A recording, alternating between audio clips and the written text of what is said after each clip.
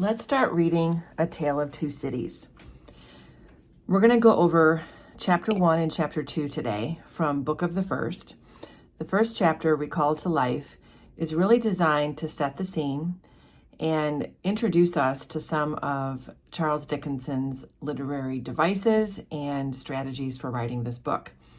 The first thing I want to point out is that this book was written in 1859, and it was actually part of a weekly series in a literary magazine that was called All Year Round. So what that means is that every week, a portion of this story was released in the magazine, maybe just one chapter, maybe two, I'm not exactly sure. And so the way he's writing here is designed to keep his literary magazine readers interested. So you will find that throughout the entire book, there are a lot of loose ends, questions that as a reader we have and that are going to be confusing to you. And so one of the things I'm going to recommend you do is anytime you encounter a question, just annotate it with a question mark, because you will get an answer probably 1 or 2 chapters later. This was just Dickens's way of hooking the reader and getting them to want to read every single week. So the beginning of this introduces us to the period of the book, and the time is 1775. This was right around the time of the French Revolution, which is what this is going to be focusing on, but also the American Revolution. And so there are a lot of parallels between those two, and the American Revolution will be referenced in this story. In the beginning here, we get a flood, literally, of literary terms, rhetorical devices. I'm just going to point out some of the things I have underlined here. It was the best of times. It was the worst of times. Age of wisdom, age of foolishness, season of light, season of dark. There's a lot of just back and forth here between very opposing qualities, and this is called antithesis. I'm going to put these literary terms in the notes for this book. These are the kind of things your teacher is going to want you to understand and be able to recognize. So we definitely have antithesis, which are basically contrasting phrases that highlight extreme differences. You'll also sense as you read this that there's a tone of sarcasm here when he writes things like, "It was the year of our Lord 1775. Spiritual revelations were conceded to England in that favored period, as at this, Mrs. Southcott had recently attained her 25th blessed birthday." So what's happening here is Dickens is referring to actual people who were part of society when he was writing this book. And Mrs. Southcott was a prophet. She believed she was a prophet, at least, and thought she could, predict the future. And so there's arrangement to the there's a reference to that. One of the things that Mrs. Southcott had predicted was that London was going to be swallowed by some sort of earthquake or natural disaster. There were talks about ghosts during this time. The Cock Lane ghost is mentioned. He does make it really clear in these first 2 paragraphs that he believes that this period of 1775 is very similar to the present period. So the present period is mentioned right here, which would have been 1859. And if you're thinking about any references to U.S. history, which is often taught at the same time that people are reading this book, the 1850s was the Industrial Revolution.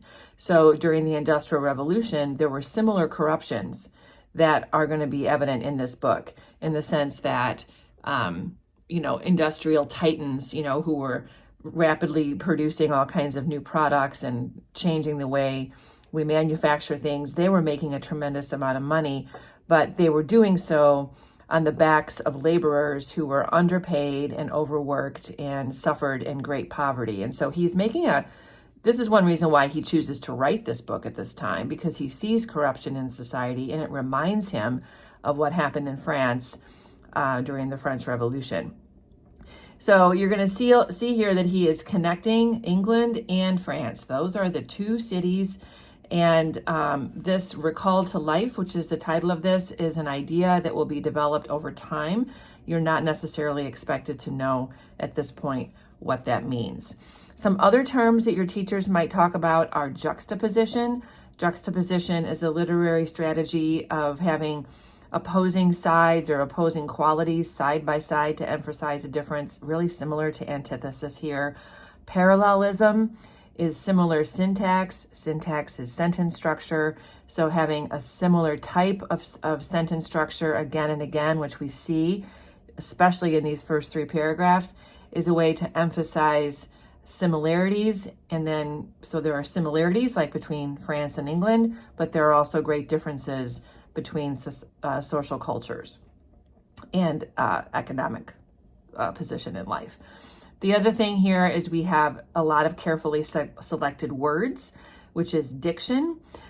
We also have allusions, which is when you refer to somebody or something outside the text. So we definitely have cultural references here that are important. And we have duality. Duality is when we are putting 2 things together to sort of explain, in this case, critique society, which is this England and France are examples of duality. So on the next page, we have a reference here to the farmer. Death had already set apart to be his tumbrils of the revolution, but the woodsman and the farmer thought they work unceasingly, work silently, and no one heard them as they went about with muffled tread. So we're not necessarily supposed to understand what this is at this point, but just notice the personification. Death has a capital letter, farmer has a capital letter. It's like kind of personifying death. And so the woodman and the farmer, these are going to be elements of the revolution. So down here you'll see I have the farmer, which equals death, and this is the peasants in France who will eventually pursue revenge against the aristocracy. And the woodsman refers to the guillotine, because the way that the peasants actually revolted against the aristocracy is they began using the guillotine on them, because during this time the guillotine was mostly used to kill every possible kind of criminal, and the aristocracy in the beginning would have been the ones doing the killing. So this is a turn on the aristocracy, and the guillotine becomes a symbol for the peasants' power. So you can see that chapter 1 is very short. It's really just setting us up for what's to come. I'm going to point out this word here, gauls, is just an older word for jail. So you'll definitely see prisoners in the jail, prisoners. Just remember that this is basically a jail. Okay, chapter 2. Now we're getting into the beginning of the story. We are going to meet some characters. It begins here on the road to Dover. So London is where the main characters from England are living. And they're talking here about the mail, which actually is the name of this chapter. When they talk about the mail, they're describing a carriage that's being pulled by a team of horses. And this particular carriage is going between London and Dover. Dover is about 70 miles to the coast, and then you cross the English Channel and you get to France. So this is how they get mail, literally, to and from France.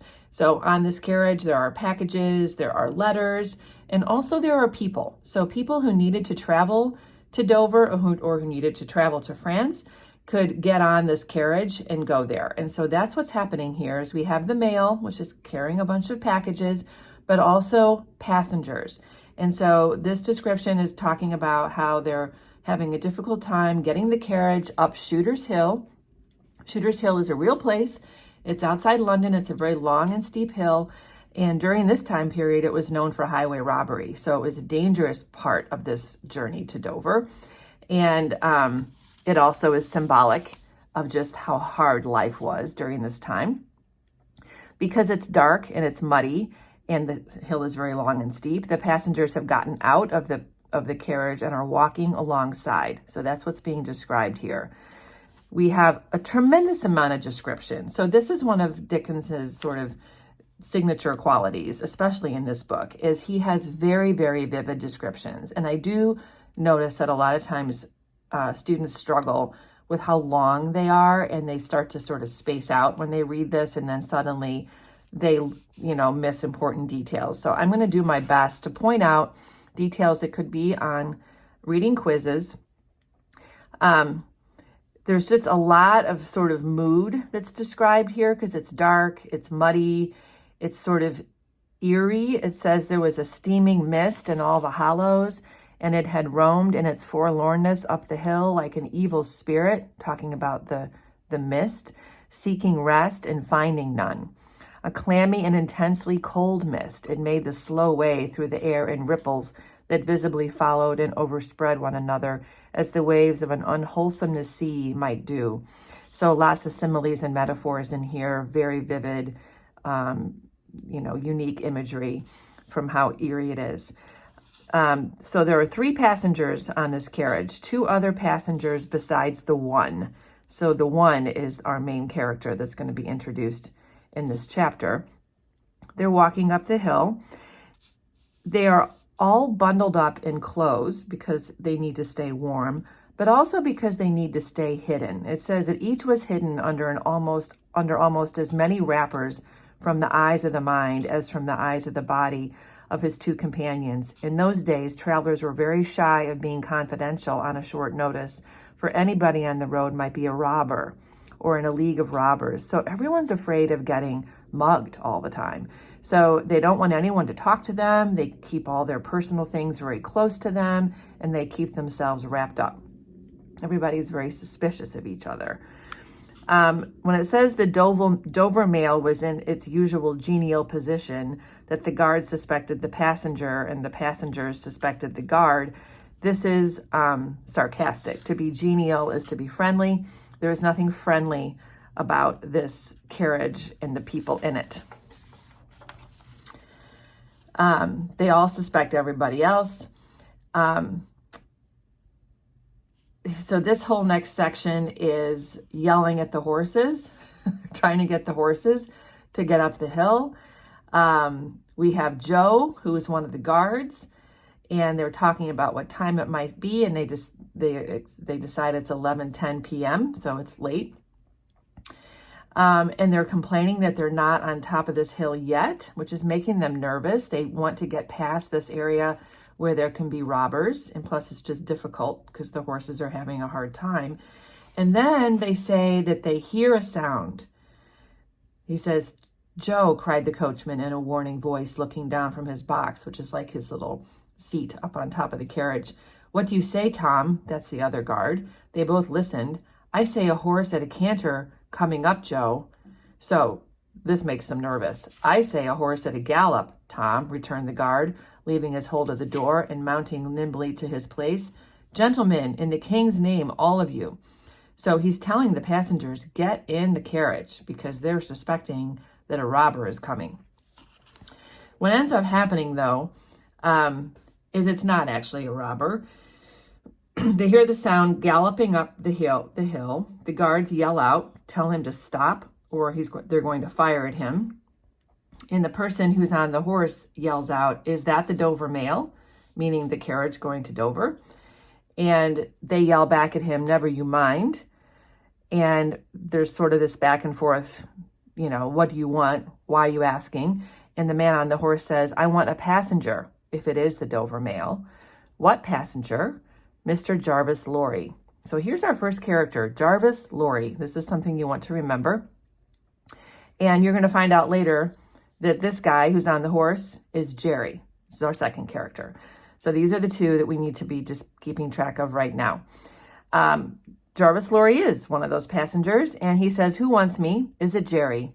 "Yes, Mr. Lorry." So it turns out that he has a letter for Jarvis Lorry, Jerry does, and he's allowed to come close to the carriage because Mr. Lorry says that he can be trusted. Jerry hands Mr. Lorry a small folded paper. The horse is blown, which means the horse is absolutely exhausted. They're covered with mud from head to toe. And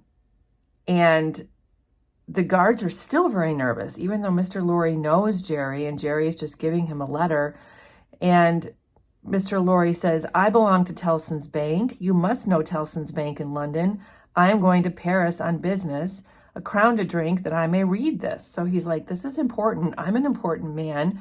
I belong to Tellson's Bank. Well, Tellson's Bank during this time was probably the biggest bank in London. And they also had a branch in Paris. And so he identifies himself as a leader in this bank. And he opens the letter and he reads, wait at Dover for Mademoiselle. It's not long, you see, guard. So that's all he has to say. The only thing in the letter is wait in Dover. And this would be like mademoiselle or for a woman. And he then, Mr. Lorry says to Jerry, tell them that my answer is recall to life. So this is the name of the first chapter. We don't know what the heck recall to life means, but it's worth noting, and this is the kind of thing that could be on a quiz, that this is what Jarvis Lorry tells Jerry to send back as a message to whoever sent him this letter to wait in Dover when he gets there for this woman. So Jerry gets back on the horse and he's going to head back to London. And he says to himself, that's a blazing strange answer, which I agree, it definitely is. And Jarvis Lorry says, take that message back and they will know that I received this, as well as if I wrote, make the best of your way and good night. So with those words, Jerry leaves. Mr. Lorry gets back in the coach. Nobody helps him. Everybody's still really suspicious of him. And on they go, heading to Dover. And quietly, as they're heading, on their way, the two guards are talking to each other.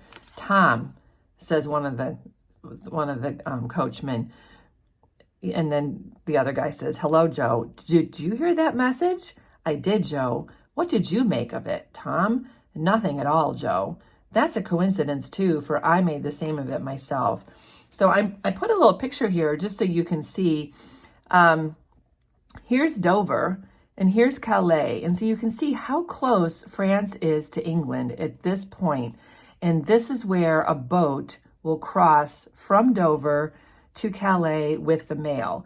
And you can see here a little dot that shows London as well. So this is about 70 miles.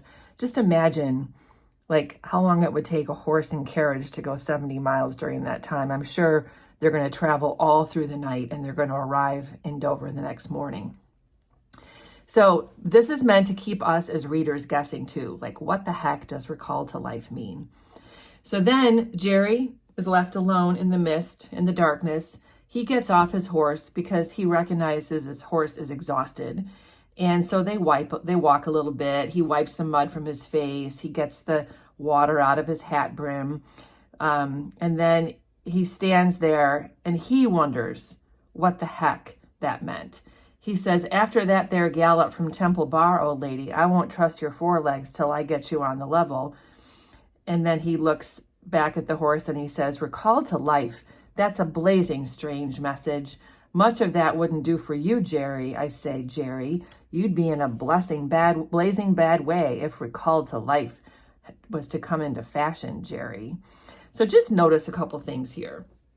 First of all, Temple Bar. What the heck is Temple Bar? Sounds to me like the name of a pub. It actually is a gate to the city. So during that time, there was a financial district. In fact, there still is the same financial district in London now as the original one. And there was a giant gate, like a stone sort of archway that was the gate to the financial district. And it right through that gate is where the Tellson's Bank is. We are going to get references to Temple Bar later. I just wanted to make sure you understood that that was a gate to the city. If you ever are fortunate enough to go to London, you can still see Temple Bar. It's no longer in the same place because it was so narrow that it constricted traffic flow as our modern world, got more traffic.